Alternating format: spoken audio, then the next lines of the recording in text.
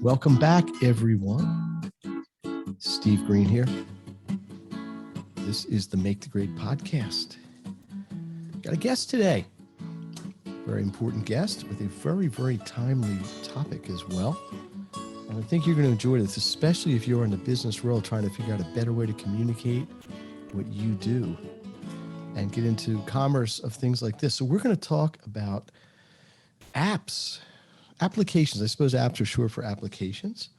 My guest is Dan Hafner, the owner and founder at Dapper Mobile Apps. This is a mobile app development and marketing agency he started in 2020. His mission is simple: to bring affordable and quality mobile app services to small and medium-sized businesses. So entrepreneurs, get your pens out, start taking notes. Dan, welcome. Hey, Steve, thanks for having me. Yes, I am excited. You know, this is a little bit different than some of the things I have on the podcast, but not in terms of advice and education information for people. Typically, the theme of the podcast is actions, things that parents can take actions to help their kids, or business owners can take actions to further their success. But I think this fits in, and because here's the thing: tell me, an app. Most people think apps, they think of their phone, right? Right. And right. So why would a business or an entrepreneur, or maybe even just an individual, want to consider getting an app? What's the real singular compelling a reason for this? Well, I mean, to put it simply, it's the way of the future. It just really is. And before I get into that, I will say, just look at everything that's happened in the past 18 months. With coronavirus and all of the things going on in the world, right? We all noticed, probably harshly, that a lot of life has to happen online. Like what you and I are using right now, Zoom, is an app, right? It works both on your laptop or desktop, but it works on your phone. It's a means to an end, right? It makes things easier. It makes things more communicatable, I guess, is the word that I'm trying to find right now. It is a productivity tool. Yeah. So in terms of what I do, and in terms of why, businesses or an entrepreneur out there, or even just someone with an idea should consider, going a app route, is really to kind of think about the difference between, do you want just a website or a funnel, or do you want something that's an actual tool of outreach and sales all in one? You know what I mean? Because when I started my journey, I had, websites and funnels and email lists and social media stuff and all kinds of things just everywhere, taking up a lot of my time, never really getting me anywhere, until I figured out how to consolidate all of them under one roof inside of, in my case, it was a mobile app. And, you can, when we talk about apps too, I specialize in mobile apps, but, web apps, things that work inside of websites that work inside of a mobile browser, can be considered apps too. So they just serve so many different purposes that they really become just a single sword, if you will. Interesting metaphor, but in terms of success, right? You're trying to drive either potential clients or potential consumers to your product, or you're trying to brand yourself, expand your brand. So here's a question. Maybe there isn't a yes or no question, but is an app better than a website, or better than a mobile website? Or are they just different? That's a good question. I mean, it depends on what you're going for, to be honest. Mobile websites are great. Like if you have a website that's not mobile friendly, you're already behind the eight ball. Yeah. But at the same side of that, when you set up a website on WordPress or Wix or GoDaddy or whatever you might use, it's still a website. Whether it's on a mobile device or not, it's still a website. It functions the same way as if you're on a laptop or a desktop, right? In terms of an app, you have the ability to do notifications. You have the ability to do, to send out proactive things. Think of it more of like a metaphor as, when you're fishing out on a boat, right? Are you casting out a net, a wide net to catch things, to grow your, the chances of catching things, or are you spearfishing, right? It really lets you do both. I guess I'm full of metaphors today, but it's good. It's good. You get two. I'm going to make it count here. Number of metaphors, 2. Keep going. Keep going. Yeah. Because no, but I get the point though. The point is good. Is that it's generally as a business, you want to reach as many people as you can in the most efficient way you can, right? Yeah. And you want to make it flip of that is you want to make it easier for people to get a hold of you and be clear about what you offer. Exactly. Right. Exactly. So yeah. If you confuse your consumer base, you lose business. If you're hard to reach, you lose business. If your phone's out of order, if your website's broken, you got bad links. These are all not good for business, right? Exactly. So yeah. So to answer your question, I'm biased. I think a mobile app, even if it's a progressive web app, which is basically what we call an app that functions in a browser, that looks like a native app. It looks like something that functions, which is actually how we have the AMA app right now. Mm-hmm. A good plug for you right there. We'll develop that. Go ahead. Yeah. So, but it functions the same way. And then, think about it in terms of this way. This is something a lot of people never think about, right? If I want to go to your website, how do I have to access it on my phone? I have to open up my browser, whether it's Google or Safari or Firefox. I have to remember your website, type it in, wait for it to load, whatever mm-hmm. the case might be. There's a couple steps there. In terms of having a web app or a mobile app, it's a single button you click on your phone. You know what I mean? You just click that little icon and boom, it opens up. I mean, it's removing a step there. It's removing having to remember your website. And it can be used inside of email links or social media links or whatever. And it just makes the ease of use so much easier for people. And that's a big thing these days. Well, yeah. And I can tell you this. I find an app is much more just easier. It's like it's bigger, it's easier to see. They seem to be the flow of information. The website's still a website, so the text can be really small. The pictures are hard to see sometimes if that's what you're looking for. Like I'll give you an example, and maybe this is a good lead for you. I went to dinner Saturday night, which has actually been pretty rare in the last year and a half. Went out to dinner. Well, because of COVID, they don't have menus anymore. So instead, they had a little sort of plastic tree thing in the middle of the table that had a mm-hmm. QR code. And it's that like little thing with all the spots for people that don't know what I'm talking about. And you hold your phone, you open your camera, you hold your phone up to it. And essentially it opened took it to a link to a website to see their menu. Well, the thing is, like, I'm not a spring chicken anymore, but I couldn't read it. I was saying to the waiter, it's like, what's this? I couldn't, it was too small. Whereas like maybe if they had an app, it would have been easier to articulate or something like that. I get the convenience piece for sure. Let me ask you a couple of things. So it begs the question. I'm a business. I mean, I get it. I want an app. I love it. I want to be on leading edge. I don't want to get left behind.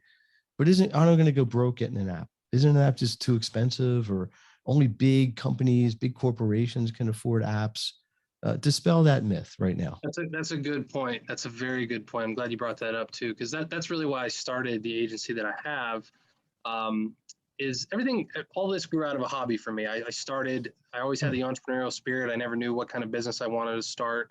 I knew I didn't want to just be, some guy that did Shopify things or things like that, right? So mm-hmm. The more I got into it, the more I realized the same exact thing that you're realizing, like, holy crap, this might cost me an arm and a leg to be able to do, right? Until I came upon, there's all kinds of software out there, all kinds of different platforms out there on the web where you can build an app very, very, like, I don't want to say cheaply, but non-expensively, right? Where you don't have to chop off a hand or a foot to be Dan, able to compare it to a website. If I was going to, from scratch, develop a website, I mean, a good quality, well-made one by, maybe a developer, not a mm-hmm. homemade one. How would that compare to the cost of developing an app in 2021? Yeah, I mean, you can go on Fiverr, you can go on Upwork, you can go on all kinds of places and get quotes for websites, and there'll be people that can do it for $100. There'll be people that can do it for $5,000. Depends on the complexity. But a real website, quote unquote, isn't going to be $100. No. I mean, you're probably going to be in the range of 4 figures at least, right? All right, so let's say $2,000. Okay? $2,000 to $3,000. Where does an app stand compared to that? No, inside information. I made an app and it was less than that. But let's see what Dan says. Yeah, so I mean, if you're really going to look at it and going to one of the bigger agencies out there, they're going to Mhm. quote you $25,000, $50,000 to transfer, Whoa, whoa, whoa, whoa, an whoa. existing website into an app. Really, All right. that's So, what all they're right. going So to. let's rule that out. Not all of us are And I printing know that money. because I've approached a lot of I don't know how many quotes I've submitted to places, and they've come back with those exact numbers. But this is why people want to call Dapper Mobile Apps. Exactly, because that's why I decided I was like, well, that's stupid. I want to be able to provide this at a still high quality level for an affordable Mm-hmm. price for people. So the prices that I have are more in line with what you said, the $2,000 to $3,000 range, if not, if even that, because of the way of the technology we use and the speed with which we provide it. So basically, the point I'm trying to get to is if you're a business, you can only do one, what I would call a well-constructed, functionally clean website that looks good and is easy for the user to navigate, or an app. They're probably going to be very comparable in price. Obviously, here and there, depending on who you hire to do it or whatever. But it isn't like this website's a tenth of it and the app's 10 times. So, it's the kind of thing where a business now has an affordable option. I don't know what the percentage, but most people have phones, right? And so they're carrying it around. You're not carrying a laptop around with you all the time unless you're in school or something. So you're more likely, probably, if you know a company or a business has an app, to pull it up on your phone than you would be to search their website, maybe. At least Yeah. that's what I would think. Yeah, and so two things on that too. So going back to what you had mentioned about the restaurant thing as well, it really has to do with experience, right? Are you gonna like we can actually do that where you can scan a code and open up an app instead of a mobile website for a restaurant or a barbershop or whatever the case might be. We have that ability, right? But then it really comes down to experience because with if you're going to choose one, like I said, most people you don't have to choose, but if you were going to choose one, your budget's limited, whatever, I would tend to go with an app, and that's not just me saying that because, but it gives you it can look like a website, but you can have the functionality of, capturing leads, contacting them, text messaging, inserting E-commerce. content, e-commerce, all the different things you can house under one roof for the same type of price. So I would go with that, to be honest. I mean, I know a lot of apps mirror the websites, like Amazon, the taking over the world. Their app basically is the same as their website. It's just on your phone. So Yeah. like I was literally in the store a couple weeks ago with my wife, and she's like, "Should we buy an item?" And I'm like, "Yeah, we can get it because it was cheaper on Amazon." And I'm like, "Well, we're right here; it's right in front of us." Yeah. But so I pulled up my phone, hit it on the Amazon app, and searched. Actually, what you can do, which is pretty cool, is you can actually take a picture of what it is, and then Amazon will search it on their site. This is how smart these things are anymore. And it turned out it was $7 less. Well, it was $20 versus 13. 105 versus 95. I'm not going to worry about $7, but so we ended up not getting it there, and we ended up just ordering it because you get free delivery. I mean, yeah. So it's when the technology works for you, meaning the company or the business, it really can make a big difference. And that, I think, where the experience came in. If it had been a hassle to search for it, or if I just was futzing around, I couldn't figure out get the app to work, I probably said, whatever, we're here, let's just pick this up and we're done. Yeah. So let's talk about you a little bit. Actually, first, let's have a little station break so Dan can get a little drink of water here. Hey, this is the Make the Great app. I'm Dr. Stephen Green. My guest, Dan Hafner from Dapper Mobile Apps. And it's called Dapper Mobile Apps because Dan's a very handsome guy. You might not know that listening to this, but I'm telling you, he's immaculate dresser, perfectly coiffed hair, looking good. Me could use a little help. But we are here to provide business owners, parents with kids in school, actions that you can take to promote and accelerate your success. This is a little bit different because it's probably about 97% entrepreneurs. But I bet there's some students out there thinking, man, it'd be cool to have an app for school that would help me. And they probably exist. Dan, let's talk about your sort of personal side of this. How'd you get into this whole mobile app development thing? I mean, you sort of told the story a little bit before. You saw a need. You researched, you just started to fill the need. Is this something you like? It's a proprietary thing, like you have to have a special skill to do, or is this something that you were able to just master by doing it? I mean, how did you kind of become the app guy? Yeah. So I mean, that's kind of how I started. I started doing it as a hobby on the side when I was still working full time, and I really started with a running and fitness app, which I still have, which I'll Okay. mention on here. It's called Run Wage. So it Run gives you wage. points, and you can earn actual real money for being, running and Hmm. walking and being active and things like that. And Really? that was kind of how it all started. Was I wanted to build this app. I had no idea how to code, not a lot of money to do it, and went to these agencies and got quotes for things, and it was very, very, very, very, very expensive. And But then I like 30 grand expensive like or like, 100 grand, oh, okay. 150 So, all grand. right. So, Yeah, mucho dineros. So mucho. wait, Yes, just back up a second. This was sure. an entrepreneurial idea you had, Yes, where yep, somebody who was into fitness, I guess as a motivation, could track their almost like a Strava, if you know what that is, yeah. and they could track their mileage or whatever calories burned, etc. And then somehow you could get sponsors or whatever, and you would get a cash reward. Yeah, and you could compete with Hmm. friends and family and all kinds of I cool like it. things So like as a that, right? social, so is this still existing? Is this still out It there? is. Yep, it What's is. it called? Runway? Run Wage, R Run U N wage. W Okay. A G E. Yes, I like that. runwageapp.com I is mean, the website. not that anybody really cares, but I ran 3.4 miles yesterday.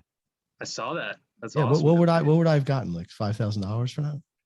No. I mean, Not that. it's more, Listen, listen. Me running 3 miles, I should get $5,000 yeah, for. yeah, I'm not yeah. exactly, But yeah, that so I kind of mean, runner.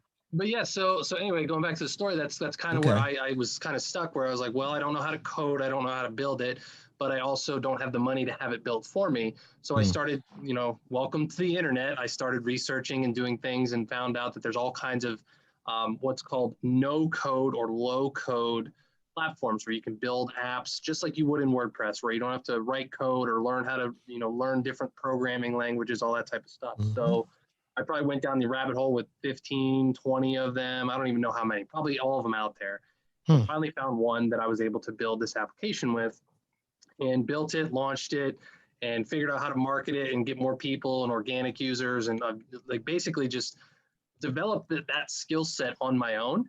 And that bled over into one day, it just kind of dawned on me. I was like, this is actually a very, very good and unique skill set that I developed here.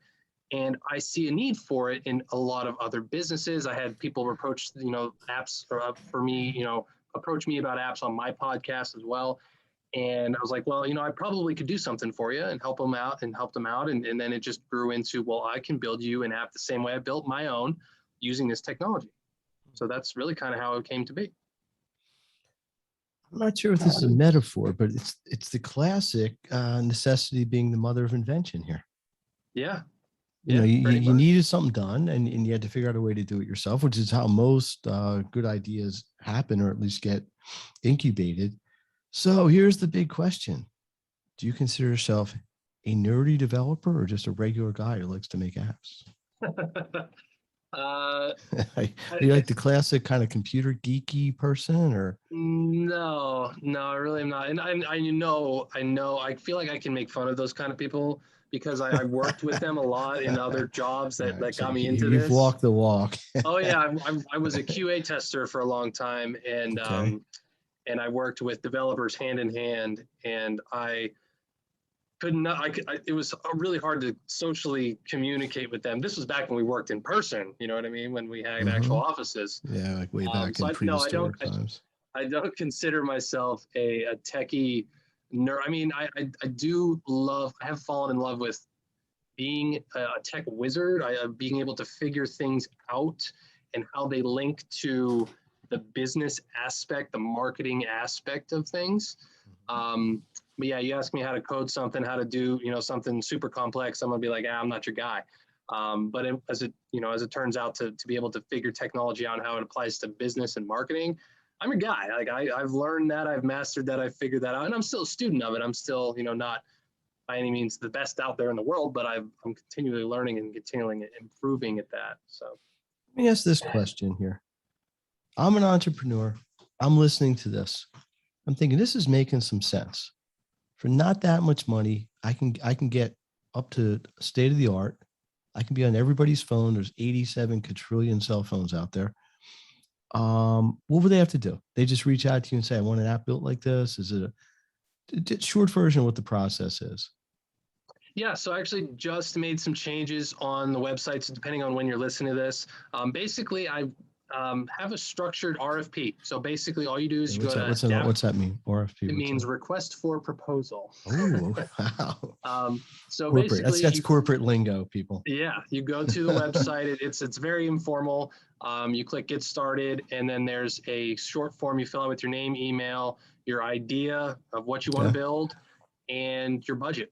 And that's pretty much it. And then we'll get back in touch with you and be like, okay, here's the idea you want to build. Here's your budget, and to see if that's something. Is there like oh, go ahead. Sorry. Well, I was just going to say, because some people will want, a $50,000 app built for $500, and we have to be like, well, but then, most people, most people will submit an idea saying, well, I have a budget of 5,000 for this. And I'll be like, well, we could probably build that a lot cheaper. So that's more common.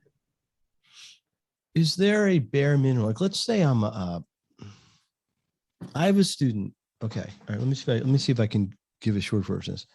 I have a student who came up with the business idea. Okay. And he's a one trick pony. He's got one idea and he's actually been selling it. He's probably made $500 over the last 6 months. Wow. And, so it probably isn't that complicated of a thing to communicate without getting into any particulars. Is there a bare minimum? Like is there like a bottom number you can never go below just to even activate an app or get it registered on the sites? I mean, I'm talking like a 14-year-old kid who, by the way, has a good entrepreneurial drive. So I applaud that in him. If he's listening, he knows exactly what I'm talking about. But I mean, can you do an app for like $500 just to get it on the street, so to speak? Yeah, so I do have different levels of it. I'm hesitant to give a hard number because it's all situational. Okay. If there was a number, I would probably say 500 would probably be the lowest. Basement number. But that would probably be more of your web app, just getting it kind of as a website translated into an app type of deal. Because when it comes to getting an app on the App Store and Google Play and stuff, it just costs a little bit more. It takes more time. So that's obviously going to be a little bit extra. But I do like the flexibility of those types of things because you can do more sales, you can do more cool content, things like that inside of there. So, yeah. But I guess people won't know until they interact with you. Yeah. I mean, ultimately, what I'm trying to do is get paid. Listen, people are interested in that. Talk to Dan. They have a conversation. If it doesn't work out. But I can tell you, he's built an app for me and may build other ones in the future. It's nice. It was fast. It was pretty cool watching it happen. It's expandable. We can add things to it. We can subtract things from it. I guess we can change it. You can have links to videos. It's really pretty neat. Dan, you got anything else you want to talk about really quickly? We're going to wrap up in a few minutes, but anything we left out or anything it's super, super important in the app world that people must know? I mean, I guess in closing, I would just say, it's not for everyone, obviously. I have a lot of people approach me almost every single day with off the wall ideas of app ideas they have that are just clearly not feasible or doable or make any sense sometimes. But there really is a lot of applications for it. So even if you do have an idea and you've had it in the back of your mind, it's growing. The market is growing. Like you said, almost everyone has a phone. You're kind of a fool if you don't take advantage or at least even look into the idea of it. If it turns out to be not for you, it's not a good idea, it's not in your budget, that's fine. That's perfectly okay. But you really do yourself and your business a disservice and your customers a disservice if you don't actually just look into it. Is my argument. I got a question for you. Sure. When was the first app created? Because cell phones haven't been around that long. So were the first apps when the first Apple phone came out? You got me there, Steve. I do not know the answer to that question. I'm going to just guess, and maybe we can research this and get back to it. Okay, because the iPhone, the original iPhone, was really the first cell phone like that. It was basically a computer that was a phone, and that was the first one that had kind of the icons that are now basically the app buttons, right? So I'm going to say, and I'm probably wrong, but let's just say it's 2010. Might have been 8, 12. I don't know. I'm just throwing it out there. But this is my point. In the last 10 to 15 years, okay, this whole app industry, whatever we want to name it, has gone from basically non-existent to worldwide total proliferation into people's lives. I would venture to say, in fact, I know a lot of people listen to podcasts on apps. They listen on the Apple Podcast app, listen on iHeart, listen on Spotify, right? I mean, of course, the apps back up into big websites and servers and all, but the access point is the app for a lot of people. I know a lot of people, the parents that listen to this driving around, they're on their phone in their car and it's running through the Bluetooth into the car thing, or they're listening on headphones, whatever. So in 15 years, maybe less, maybe slightly more, this has gone from almost non-existent to beyond a day-to-day thing in everybody's lives, right? Yeah. Well, so two things. And I did find, I actually Googled, so I cheated. It says in 1997, Nokia built a arcade game Snake, which may be considered the first mobile app. 1997. So that's 24 years ago. Yeah. But still, so in the timeline of all electronics. Yeah. I mean, that's the other thing I wanted to bring up with you. You bring up a really good point that it's proliferated and blown up so much in the past 25 years. But at the same time, when those people had to build that application in 1997, that was hard and that was expensive to do. Well, probably, yeah. Well, like my dad was a computer guy. I remember he took me to work one time, takes me in this big room. I mean, it's the size of a basketball court. It's a computer. The thing's less powerful than my phone is now. Exactly. But that's how it develops. But here's my point. I want to get your opinion on this, and then we'll bring it together. So in the last 25 years, plus or minus, we've gone from a primitive app that cost probably hundreds of $1,000s to build, that was a snake running around in circles trying not to eat its tail, I'm guessing, to it becoming an e-commerce ability, information, pictures, music, you name it, can be done this way. Where do you think this will be in 25 years? Oh, I mean, it's almost a sci-fi question, right? But I mean, I feel like we might even be like moving on past it, with a lot more blockchain stuff, AI stuff at that point. A lot of things like Pokemon Go, those types of things. So the interactive sort of reality blending with tech. I think it'll be pervasive, to be honest. I mean, I think it'll be, absolutely. I mean, in terms of business, I think it'll be the new website. I think it'll be, like you don't start a business without getting an app. I really do think it'll be that way, probably before 25 years. Oh, I don't think it'll take that long. I think it'll be the next 3 to 5 years. I know I had a friend who had some kind of issue with his heart. Like an irregular heartbeat or something. So he had to wear this monitor thing, and it connected to his phone that transmitted the heartbeats to the doctor's office. Yeah. I don't know if that was app-based. It might have been, but it had to be some sort of utility-based, right? That's the cool thing is your iPhone, your Android, it comes with all the hardware you need. So once you figure out how to make that, that pedometer or the, whatever sensors they have in there to be able to communicate, it's there. And that's where I lose a lot of people. And that's the one message I want to get across as we close is like, if I can build this stuff, who I've never learned how to code in a single programming language, right? Never. Me either. Yeah, you know what I mean? And it's doable. It's possible if you can. Point is, it's accessible. It's not that expensive, especially compared to the upside. Listen, if you're a business and you have a $500 product and it costs you $3,000 to build an app, which might even be high, and you make 6 sales, you're even. Exactly. I mean, that's not a lot to ask for a business that's trying to be viable. Whew. All right. And Dan, I got to tell you something. You can't see this if you're not watching the video, but Dan has he set a record for Make 3 Podcast, the shortest bio ever. I've had people send me 2 pages. I'm like, honey, I can't read this whole thing. So I'm going to close this up by reading this bio again. That's how important this is. So Dan Hafner, welcome again. Thank you for coming. Awesome. Owner and founder of Dapper Mobile Apps, mobile app and development marketing agency, started last year. And look how big this is already. It's got a mission: bring affordable, quality mobile app service to small and medium businesses. Dan, last thing. What do you want to plug? You got a website? Yeah, if you're interested, Dapper Mobile Apps. They are interested. Don't ask if they are. You're right. For people who are interested, what do they do? When you are ready, go to dappermobileapps.com. get started, submit an RFP, a request for proposal there. RFP for all also, us, I guess a plug there, two other apps to bring attention to. We mentioned in this podcast, the AMA app, which I myself developed. You can find that. It's only on Google Play right now. It's coming soon to the iOS store. Or you can go and all these links will be in the show notes, folks. Yep, it'll be in the show notes. And then also the Runwage app that I mentioned as well, which is my original work, something that I do as well there. I could have made a few $1,000 yesterday on that road work. Probably would have made a few thousand, but maybe a few. It all helps. So www.dapper, DAPPEARMOBILEAPPS. It's 4 P's in there. Dapper. Dapper.